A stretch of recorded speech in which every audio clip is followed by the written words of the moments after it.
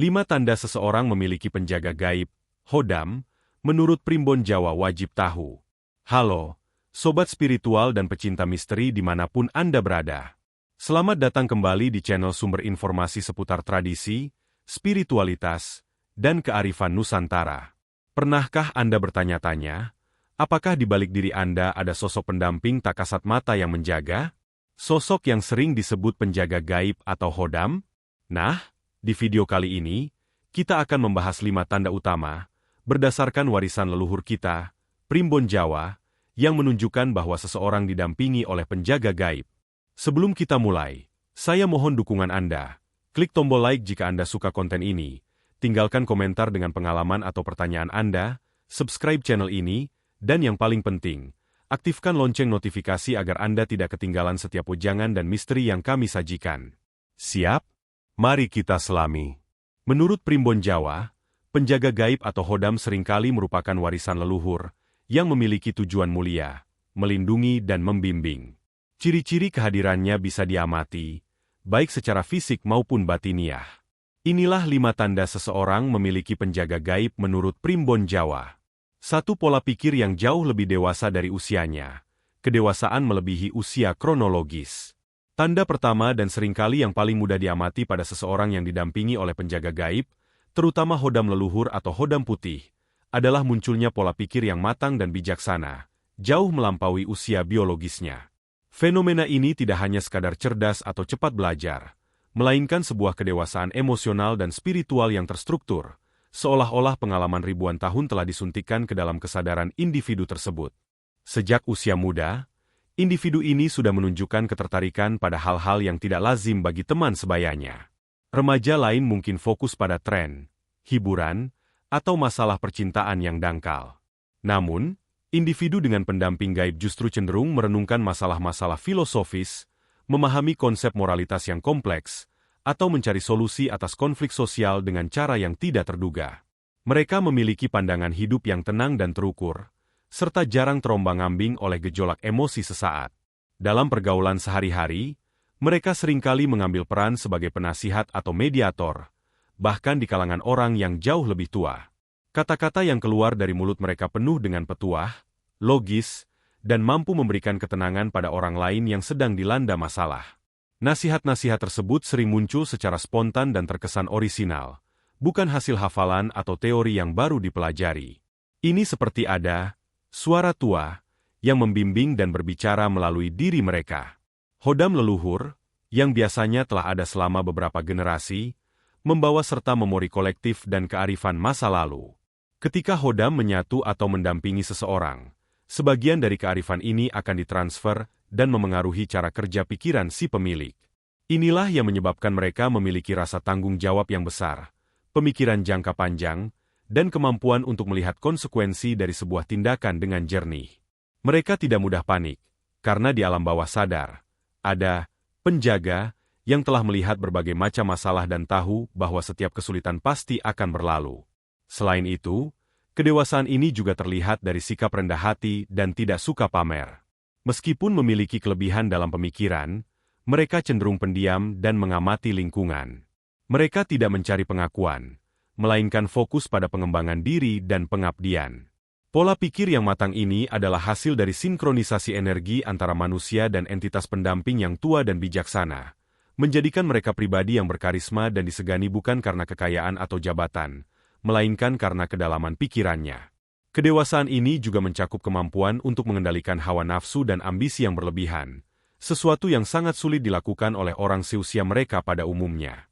Mereka tahu kapan harus bertindak dan kapan harus diam, menunjukkan pengendalian diri yang luar biasa kuat, sebuah refleksi dari energi Hodam yang telah terkontrol dengan baik dan berpegang pada nilai-nilai luhur. 2. Kepekaan batin dan intuisi yang sangat tinggi, peka terhadap energi gaib. Tanda kedua yang sangat khas pada seseorang yang didampingi Hodam adalah peningkatan signifikan pada kepekaan batin atau intuisi, insting. Individu ini memiliki sensor internal yang jauh lebih sensitif dibandingkan orang kebanyakan, memungkinkan mereka untuk merasakan dan menangkap getaran energi yang tidak kasat mata. Tingkat kepekaan ini sering disebut sebagai memiliki mata batin yang terbuka sebagian, atau indera keenam yang aktif. Kepekaan ini memanifestasikan dirinya dalam beberapa bentuk. Yang paling umum adalah munculnya firasat atau premonition yang sering terbukti benar.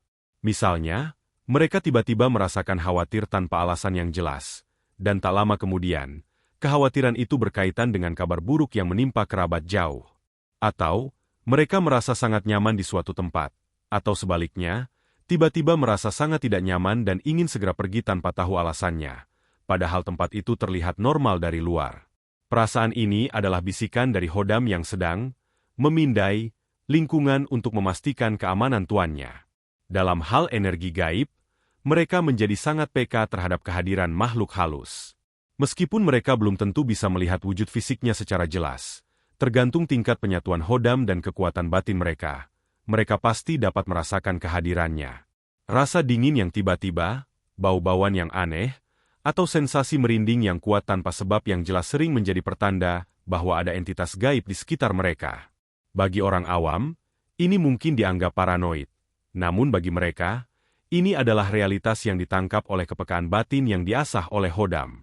Hodam bertindak sebagai perisai sekaligus amplifier bagi indera spiritual si pemilik. Mereka membantu menyaring energi negatif yang datang dan di saat yang sama, memperkuat kemampuan alami si pemilik untuk menangkap sinyal dari alam semesta dan alam gaib.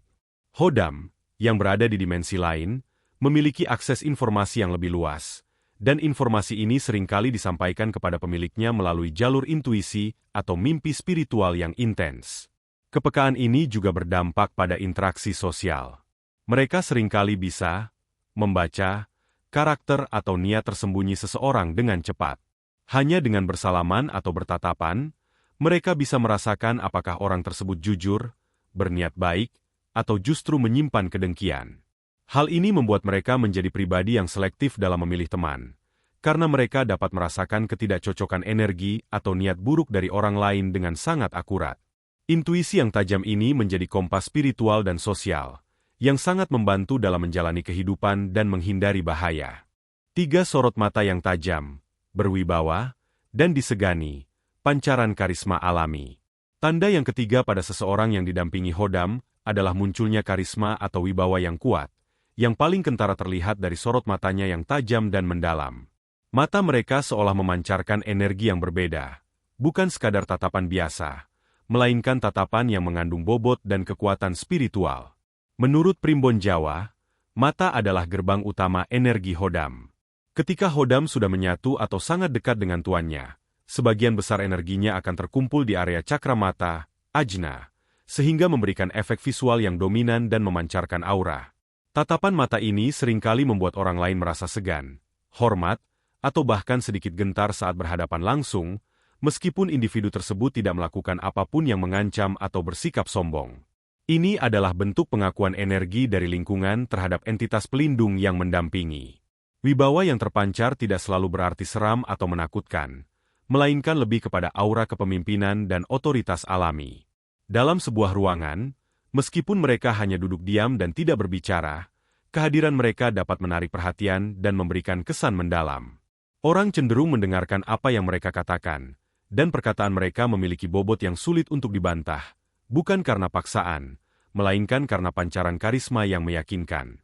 Hodam yang kuat, seperti Hodam Macan Putih atau Hodam Raja, sangat berperan dalam membentuk wibawa ini, menjadikan tuannya disegani dimanapun berada. Wibawa ini juga berfungsi sebagai benteng pertahanan tak kasat mata. Tatapan tajam ini seringkali dapat mengunci atau mengintimidasi energi negatif dari orang lain, termasuk niat jahat, sehingga orang yang berniat buruk akan merasa kesulitan atau canggung saat mendekat. Pada momen-momen tertentu, terutama saat terancam atau marah, sorot mata ini bisa menjadi sangat intens, mencerminkan energi Hodam yang sedang bersiap untuk melindungi. Selain mata, wibawa ini juga didukung oleh pembawaan diri yang tenang dan percaya diri. Mereka tidak mudah gugup di hadapan orang banyak, dan memiliki ketenangan yang luar biasa dalam situasi menantang. Hal ini menciptakan lingkaran positif. Wibawa menarik rasa hormat, dan rasa hormat semakin memperkuat kepercayaan diri mereka, yang pada gilirannya makin memancarkan wibawa. Karisma Hodam inilah yang membedakan mereka dari orang biasa, menjadikan mereka pemimpin alami di lingkungannya, meskipun mereka berasal dari latar belakang yang sederhana. 4. Tertarik kuat pada hal-hal kuno dan sejarah leluhur. Panggilan jiwa ke akar. Tanda keempat yang menunjukkan adanya hodam pendamping, khususnya hodam warisan atau leluhur, adalah munculnya ketertarikan yang sangat kuat dan alami terhadap hal-hal yang berbau kuno, sejarah, dan warisan budaya. Ketertarikan ini seringkali terasa seperti panggilan jiwa yang tak bisa dijelaskan secara logis. Individu ini mungkin tiba-tiba merasa terdorong untuk mempelajari silsilah keluarganya, bertanya kepada orang tua atau kakek nenek tentang kisah-kisah masa lalu, atau menelusuri sejarah suatu tempat kuno. Mereka bisa menghabiskan waktu berjam-jam membaca buku sejarah, mengunjungi museum, atau terpukau di depan benda-benda antik, pusaka, atau artefak yang usianya sudah ratusan tahun. Objek-objek kuno ini seolah memiliki magnet bagi mereka, menimbulkan perasaan familiar atau deja vu. Ketertarikan ini bukanlah hobi yang dipaksakan, melainkan datang dari lubuk hati dan terasa mendesak. Ini adalah cara hodam untuk menghubungkan kembali tuannya dengan energi leluhur dan akar spiritual mereka. Hodam, yang mungkin dahulunya adalah milik kakek buyut, mencoba membimbing pemiliknya agar menghargai dan melestarikan warisan yang telah dititipkan. Dengan semakin dekatnya si pemilik pada akar sejarahnya, energi hodam pun akan semakin kuat dan mudah berinteraksi. Selain sejarah, ketertarikan ini juga bisa bermanifestasi dalam preferensi gaya hidup tertentu. Mereka mungkin lebih menyukai musik tradisional, arsitektur kuno, atau menjunjung tinggi adat dan etika lama, yang bagi sebagian orang modern dianggap ketinggalan zaman. Hal ini dikarenakan hodam leluhur membawa nilai-nilai kearifan masa lalu, dan secara tidak sadar memengaruhi selera dan filosofi hidup pemiliknya. Fenomena ini juga terkadang disertai dengan pengalaman spiritual terkait masa lalu, seperti mimpi bertemu sosok leluhur, atau tiba-tiba mendapatkan insight, pencerahan, tentang peristiwa di masa lampau yang tidak pernah mereka pelajari. Ini adalah bentuk komunikasi hodam yang ingin menyampaikan pesan atau mengingatkan tentang tugas spiritual yang harus diemban. Hodam berfungsi sebagai jembatan antara masa kini dan masa lalu, memastikan bahwa kearifan dan kekuatan leluhur tidak terputus di generasi ini. 5 ucapan yang seringkali terwujud, memiliki kekuatan, sabda dadi. Tanda kelima, yang dianggap paling sakral dan menjadi puncak dari ciri-ciri pendampingan hodam yang kuat, adalah memiliki kekuatan, sabda dadi, yang secara harfiah berarti, ucapan yang menjadi nyata. Ini bukan sekadar kebetulan, melainkan manifestasi dari penyelarasan energi batin pemilik dengan kekuatan gaib hodam. Seseorang yang memiliki hodam pendamping yang kuat seringkali mendapati bahwa apa yang ia katakan, baik berupa doa, nasihat, harapan, maupun sumpah serapah, memiliki kecenderungan untuk terwujud di dunia nyata. Kekuatan ini berasal dari vibrasi energi yang sangat tinggi yang dihasilkan oleh hodam, yang kemudian mengikat energi kata-kata si pemilik, mempercepat proses manifestasinya. Ini menjadikan mereka pribadi yang ucapannya harus dijaga dengan sangat hati-hati dan penuh kesadaran. Efek sabda dadi ini terlihat jelas dalam beberapa situasi. Petuah dan nasihat yang mujarab. Ketika mereka memberikan nasihat atau petuah, perkataan tersebut tidak hanya logis tetapi juga membawa energi positif yang memberkahi. Seringkali, orang yang mengikuti nasihat mereka akan menemukan jalan keluar atau keberuntungan tak terduga. Kutukan atau sumpah. Saat emosi ini adalah sisi paling berbahaya. Ketika mereka marah besar atau merasa sangat terzalimi, hodam akan bereaksi keras dan menyalurkan energi kemarahan melalui ucapan. Jika mereka mengeluarkan sumpah atau kata-kata buruk, hal itu berisiko besar menjadi kenyataan bagi objek kemarahan tersebut.